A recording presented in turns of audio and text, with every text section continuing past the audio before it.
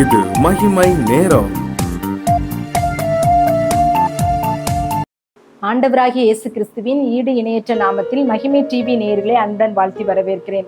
இந்த மகிமை நேர நிகழ்ச்சி மூலமாக மீண்டுமாக உங்களை சந்திப்பதில் மிகுந்த சந்தோஷம். நாம் இந்த மாதத்துல தியானித்து வருகிறோம். இயேசு கிறிஸ்து அதிசயங்களே செய்கிற தேவன். அவர் அதிசயமான காரியங்களை நம்முடைய வாழ்க்கையில செய்கிறார் அப்படின்னு சொல்லி நம்ம தியானித்து வருகிறோம். நம்முடைய தேவைகளை அவர் அதிசயமாய் சந்திக்கிறவராய் இருக்கிறார், சுகப்படுத்துகிறவரா இருக்கிறார். நம்ம எப்பேற்பட்ட வியாதியா இருந்தாலும் எப்பேற்பட்ட பலவீனமாய் இருந்தாலும் அவர் அதிசயமாய் சுகப்படுத்துகிற தேவன். ஒருவேளை டாக்டர் உங்களுக்கு இந்த நோய் சுகம் ஆகாது அப்படின்னு சொன்னா கூட ஆண்டவர் அதுல அதிசயத்தை செய்ய வல்லமுள்ள தேவனா இருக்கிறார் அப்படின்னு சொல்லி நம்ம தியானித்தோம்.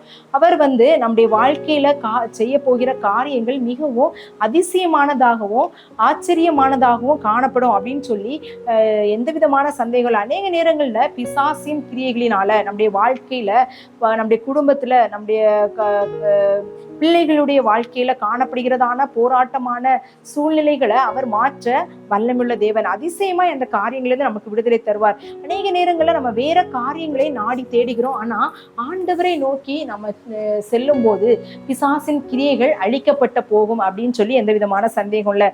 இந்த நாள்ல நம்ம தியானிக்க போகிறோம், ஆண்டவர் உயிரோடு எழுப்புகிற தேவன் அப்படின்னு சொல்லி நம்ம தியானிக்க போகிறோம். அதிசயமாய் மரித்தவர்களை உயிரோடு அவர் எழுப்பினார் அப்படின்னு சொல்லி நம்ம தியானிக்க போகிறோம்.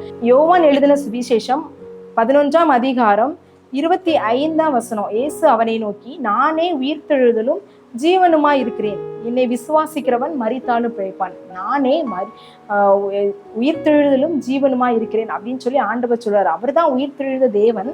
அவர் உயிர்த்தெழுதலும் ஜீவனுமா இருக்கிறேன் அப்படின்னு சொல்லி இந்த வசனத்துல நம்ம பார்க்கிறோம். அவர் மரித்தவர்களை உயிரோடு எழுப்பினார் அப்படின்னு சொல்லி பார்க்கிறோம். இந்த சரீர பிரகாரமான மரணம் ஒரு இறுதி முடிவு அல்ல. அதுக்கப்புறம் நமக்கு வாழ்வின் துவக்கம் காணப்படுகிறது. உயிர்த்தெழுந்த நாள்ல ஆண்டவரோடு நம்ம எழும்பி செல்லணும் அப்படின்ற ஒரு விசுவாசம் நமக்கு காணப்படுகிறது. ஆனாலும் இந்த உலக பிரகாரமான வாழ்க்கையில கூட மரித்து போனவர்களே ஆண்டவர் உயிரோடு எழுப்பினார் அப்படின்னு சொல்லி நம்ம பார்க்கிறோம். இது நமக்கு ஒரு நம்பிக்கை தருகிறது. ஆண்டவரால செய்யக்கூடாத அதிசயம் எதுவுமே கிடையாது அப்படின்னு சொல்லி ஒரு நம்பிக்கையை நமக்கு இது காணப்படுகிறது. ஆண்டவருடைய ஒவ்வொரு அதிசயங்களையும் நம்ம தியானிக்கும் போது நம்முடைய விசுவாசம் நமக்கு இன்னும் அதிகப்படுத்துகிறது. இந்த காரியங்களை ஆண்டவர் செய்திருக்கிறாரு, நம்முடைய வாழ்க்கையில செய்ய வல்லமை உள்ளவர் அப்படின்னு சொல்லி இன்னும் அதிகமாய் நம் விசுவாசம் உள்ளவர்களாக வாழும்படியான கிருபையை அது நமக்கு தருகிறதாய் காணப்படுகிறது. யவீருவின் மகள் இறந்து போனா அவளை உயிரோடு எழுப்பினார் அப்படின்னு சொல்லி நமக்கு தெரியும். மார்க்கு 5ஆம் அதிகாரத்துல இதை பற்றி சொல்லப்பட்டிருக்கிறது. யவீரு என்ன செய்யறான், ஆண்டவரிடத்துல சொல்றான், என்னுடைய மகளுக்கு அவள் மரண அவஸ்தையா இருக்க, அவளை நீங்க தொட்டு சுகப்படுத்தணும் அப்படின்னு சொல்லி ஆண்டவரை கூப்பிடுறாரு. ஆண்டவர் வருகிற நேரத்துல இன்னும் தாமதம் ஆனதுனால அவருடைய குமாரத்தி மரித்து போனாள் அப்படின்ற செய்தி அவருக்கு வருகிறது. ஆனாலும் ஆண்டவர் அவரை தைரியப்படுத்துகிறார், விசுவாசம் உள்ளவனா இரு அப்படின்னு சொல்லி. அவங்க வீட்டுக்கு போனதுக்கு அப்புறம் ஆண்டவர் சொல்றாரு, இவள் என்ன செய்யல, மரிக்கவில்லை, நித்திரையா இருக்கிறாள் அப்படின்னு சொன்னோன்னே எல்லாரும் நகைக்கிறாங்க, சிரிக்கிறாங்க, கிண்டல் பண்றாங்க. இறந்து போனதை தூங்கிட்டு இருக்கா அப்படின்னு சொல்றாங்க அப்படின்னு சொல்லி அவங்க நகைக்கிறாங்க. ஆனாலும் ஆண்டவர் அந்த சிறு பெண்ணை தொட்டு தலித்தாகுமே அப்படின்னு சொன்னோடனே, சிறு பெண்ணே எழுந்திரு அப்படின்னு சொன்னோடனே அந்த சிறு பெண் எழுந்தாள், அவள் உயிரோடு எழுந்தாள் அப்படின்னு சொல்லி நம்ம பார்க்கிறோம். அவங்க குடும்பத்தில் உள்ளவர்களாம் சந்தோஷப்பட்டார்கள். அதே போல இந்த யவீருவின் விசுவாசம், தொட்டு நீங்க சுகப்படுத்தணும் அப்படின்னு சொல்லி விசுவாசம். ஆனாலும் தாமதமாய் அவர் வந்தாலும் அந்த இடத்துல ஒரு அற்புதம் நடந்தது, அதிசயம் நடந்தது அப்படின்னு சொல்லி நம்ம பார்க்கலாம். இந்த யவீருவின் மகள் ஆண்டவர் என்ன செய்யறாரு, எழுப்புகிறார். மனிதர்கள் நம்மளை பற்றி சொல்ற வார்த்தைகள் அல்ல. ஒருவேளை நம்முடைய சூழ்நிலைகள்ல மரித்தது போல காணப்படலாம், பொருளாதாரம் மரித்தது போல காணப்படலாம். இனிமேல் இந்த பொருளாதாரத்துல ஒரு முன்னேற்றம் கிடையாது, கடன் பிரச்சனைகளால அமிழ்ந்து போய் மரித்தது போல காணப்படலாம். இனிமேல் என்னுடைய கடனை நான் அடைக்க முடியாது, எனக்கு அப்படிப்பட்ட வழி வாசல்களை என்னால எதுவும் செய்ய முடியாது அப்படின்னு சொல்லி ஒருவேளை நம் அங்கலாய்க்கிறவர்களாக நம்ம காணப்படலாம். ஆனா ஆண்டவரால செய்ய முடியும். மரித்து போன சூழ்நிலையில் இருக்கிற எந்த காரியமா இருந்தாலும், மரித்து போன நிலைமையில இருக்கிற எந்த காரியமா இருந்தாலும், என்னுடைய வாழ்க்கையில இது இனிமேல் நடக்காது அப்படின்னு சொல்லி இனிமேல் நான் எதையுமே அதுக்கு முயற்சி பண்ண மாட்டேன், முடியாது அப்படின்ற சூழ்நிலையில் இருக்கிற காரியங்கள்ல கூட ஆண்டவரால அற்புதம் செய்ய முடியும் அப்படின்னு சொல்லிதான் இந்த நாளுக்குரிய சிந்தனையாய் காணப்படுகிறது. நாயின் ஒரு விதவையின் மகனை ஆண்டவர் உயிரோடு எழுப்பினாரு. அவன் இறந்து போனா அவனை அடக்கம் பண்ணுவதற்காக அவங்க கொண்டு போயிட்டு இருக்காங்க. அவளுடைய அந்த விதவை அழுது கொண்டிருக்கா. அவளுக்கு ஒரே மகனா இருக்கான்.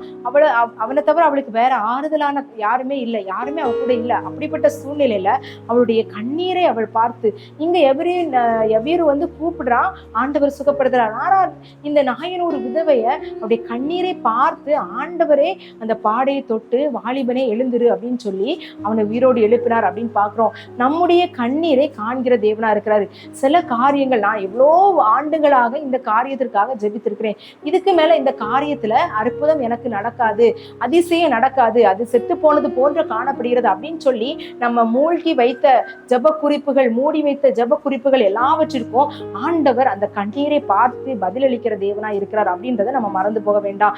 எவ்வளவு நாட்களாகவோ போராடி இருக்கிறோம். குழந்தை செல்வத்துக்காக, திருமண காரியத்துக்காக, வேலைக்காக, படிப்பிற்காக, இப்படி நிறைய காரியங்களுக்காக ஜெபித்த ஜெப குறிப்புகள் இந்த நாட்கள்ல எந்த விதமான பதில் எனக்கு இல்லை, அதுல எந்த விதமான ஆறுதலும் எனக்கு இல்லை அப்படின்னு சொல்லி யோசித்து கொண்டிருக்கிறவங்களை பார்த்து ஆண்டவர் சொல்கிறாரு, உங்கள் கண்ணீரை கண்டு அந்த காரியத்துல ஒரு அதிசயத்தை அவர் உங்கள் வாழ்க்கையில செய்ய வல்லமை உள்ளவரா இருக்கிறாரு அப்படின்னு சொல்லி ஆண்டவர் உங்களை பார்த்து தைரியப்படுத்துகிறார். இன்னொரு நபரை குறித்து நம்ம பார்த்தோம் அப்படின்னா லாசரு மரித்து போனதுக்கு அப்புறம் ஆண்டவர் 2 நாள் கழித்து தான் திருப்பி வருகிறாரு. இங்க வரும்போது அவன் மரித்து 4 நாள் ஆயிற்று.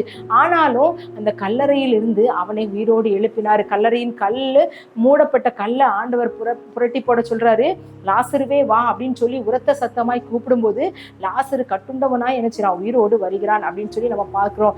ஆண்டவர் உயிர்த்தெழுந்த தேவனா இருக்கிறாரு. அவர் செத்து போன காரியங்களை உயிர்த்தெழ செய்ய வல்லமையுள்ள தேவனா இருக்கிறார். நம்முடைய வாழ்க்கையில எப்படிப்பட்ட காரியமா இருந்தாலும் ஆண்டவர் என்ன செய்யறாரு, உயிர்த்தெழ செய்ய வல்லமை உள்ளவரா இருக்கிறாரு.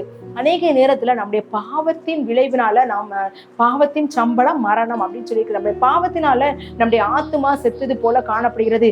அந்த காரியத்திலிருந்து, பாவத்திலிருந்து நமக்கு விடுதலை தர தேவன் வல்லமை உள்ளவரா இருக்கிறார். மரணம் அப்படின்றது ஒரு முடிவு அல்ல, அது ஒரு துவக்கமாய் காணப்படுகிறது.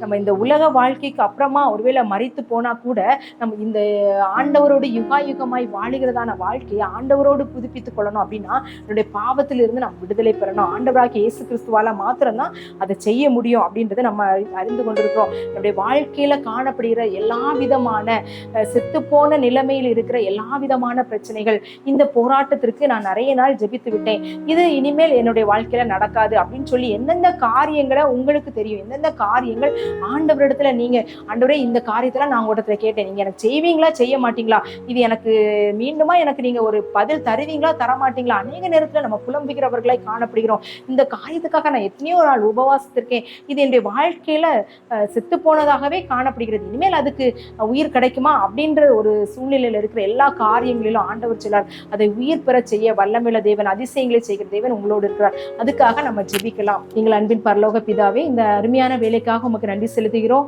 இந்த நாள்ல ஆண்டவரே சப்பா, நீர் ஆண்டவரே மரித்தவர்களை உயிரோடு எழுப்புகிற தேவன், அதிசயமாய் நீர் அதை செய்தீர் அப்படின்னு சொல்லி நாங்க தியானித்தோம். எங்களுடைய வாழ்க்கையில காணப்படுகிறதான செத்து போனது போன்ற எல்லா சூழ்நிலைகளும் ஆண்டவரே இனிமேல் இதுக்கு உயிர் இல்லை, இனிமேல் இதற்கு எங்களுக்கு இதனால எந்த பிரயோஜனம் இல்லை, இதனால எங்களுக்கு எதுவுமே நடக்காது அப்படின்னு சொல்லி வேலையை குறித்தோ, குழந்தை செல்வத்தை குறித்தோ, ஆண்டவரே இன்னும் படிப்பை குறித்தோ, ஆண்டவரே உடல் பலவீனத்தை குறித்தோ, எந்தெந்த காரியத்தை குறித்து, ஆண்டவரே குடும்பத்தில் உள்ள பிரச்சனையை குறித்தோ, இனிமேல் எங்களுக்கு இது நடக்காது அவ்வளவுதான் அப்படின்னு சொல்லி மூடி போட்டு கொண்டிருக்கிற ஒவ்வொரு காரியங்களுக்காக நாங்கள் ஜெபிக்கிறோம். அந்த காரியங்கள் மீண்டுமாய் ஆண்டவரே உயிர் பெற்று ஆண்டவரே அது எங்களுக்கு ஆசீர்வாதமானதாய் நீர் மாற்றி அதிசயமாய் எங்கள் வாழ்க்கையில செயல்பட போறதற்காக நமக்கு நன்றி செலுத்துறோம். அப்படிப்பட்ட வல்லமையை நீர் எங்களுக்கு தந்தருங்க. உங்களுடைய பரிசுத்த ஆவியானவரால் எங்களை இடைக்கட்டுங்க. ஒவ்வொரு நாளும் எங்களுக்கு அந்த உங்களுடைய உயிர்த்தெழுந்த வல்லமையினாலும் நாங்கள் அதை சுதந்திரித்துக் கொள்ளும்படியான கிருபையை தந்தருங்க. நீர் பெருக நாங்கள் சிறுக. இயேசுவின் மூலம் ஜெபம் கேளு நல்ல பிதாவே, ஆமென்.